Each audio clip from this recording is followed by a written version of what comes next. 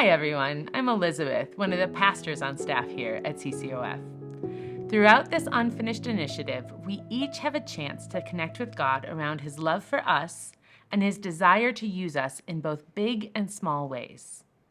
That's why the primary goal of this Unfinished season is 100% participation from the CCOF family. What that means is that we're asking everyone who calls CCOF their home to intentionally set aside time in this next few weeks to engage with God and prayerfully consider how He's asking us to grow in generosity and trust through this season. We're praying for each of you that as you engage with God, you'll grow in your discernment of His voice, your love for Him, and your ability to use the resources at your disposal for His purposes as you follow Him more closely. Last week in our groups, and again this last Sunday, we talked about unfinished grace, how each of us is able to be generous because God was first generous toward us.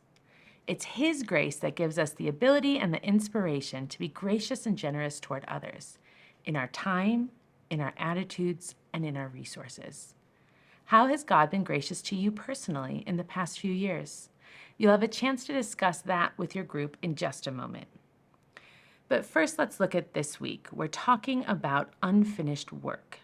Paul's letter to the Ephesian church talks about how God has created us each to do good works while we're in this world. We get the honor of partnering with God in His work in the world by being diligent to complete the work He gives us to do.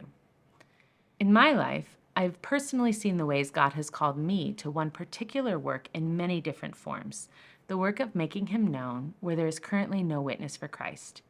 It's been interesting to see the small steps of faith He's asked me to take in this mighty calling and the ways one step has led to the next, to Jordan, to India, to the college campus, to Flagstaff, Arizona. And although my work has changed significantly, my calling has not changed at all. Throughout my life, I've had the privilege of sacrificing big and small things to continue to pursue the work of God in my life. And every time, that sacrifice has been met with more of God, more peace, more joy in the work in my life, even when that sacrifice has also led to suffering and challenge. How about you? Have you ever thought about the work God has given you and how you're doing with it? Have you completed that work? Today with your group, you're going to look at some of Jesus' teachings around our mission and calling in life and how that first starts with our hearts. Do we have hearts that are open and ready to answer a resounding yes to the work Jesus has for us to do, not just in this season, but throughout our lives? How might God be asking you and I to take steps of obedience today toward finishing the work He has called us to? Let me pray for you as you begin. Father, as this group gathers tonight, may you be in the middle of their conversation. May people hear and respond to your voice, and together may they grow closer to you as they discern your call on their lives. Amen.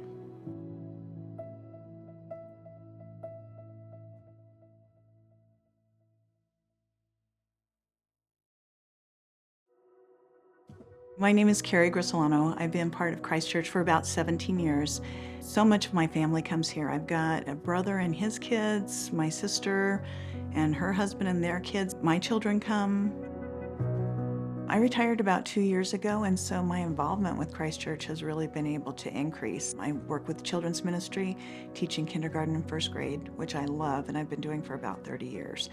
I also cover the church office one morning a week, and I co-lead a life group with Ann Hanovich for women's on Monday nights. I think it must have been like 14, 15 years ago when we put names of our one up on the wall. I put the name of my son-in-law on there, and over the years praying for him, and when he finally made a profession of faith and was baptized here, that was huge. And so I think pouring into the next generations is just critical. Giving, I think, is just such a critical point, and it is one of the few things that God has said, won't you test me in this? And so even as a single parent when my kids were younger, money was tight. I was challenged in a church service with that verse, and it really resonated with me. And the thought at that point of giving 10% was just, it was not doable in my head. But what I found was I started with a smaller amount, and then I was able to increase that, and God just built my faith to where it's like either I believe that his promises are true or I don't. I really want to seek God's will on what the amount is that I'm giving. I am retired, I'm on a limited budget, but I know that God is a good God, and I know that he has amazing things in store for us. Watching the church grow and continuing to be multi-generational is so critical to me. How do we continue to support our kids, our children's ministry, our youth, to see what's going on with college? So many areas of growth have just been amazing to see, and I want to be a part of that, and that is really exciting. When I started hearing about Unfinished and learning a little bit more about it, it just made so much sense to me. Because so often with these services, we're like, oh, we're so glad you're here, and now we need you to leave because the next service is coming in. And that's not how we want people to feel.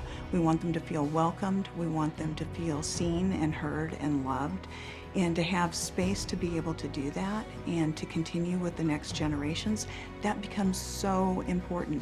Personally, I think it's going to stretch a little bit with looking at being faithful to what God has called us to do, to really seek out his will on what does that mean for my life. It's just the theme for all of us. I'm unfinished. You're unfinished. God has so much to do through us, with us, to us, as he's creating us to be more and more in his image. We just bring what he gives us to bring, and God's going to bless it and use it.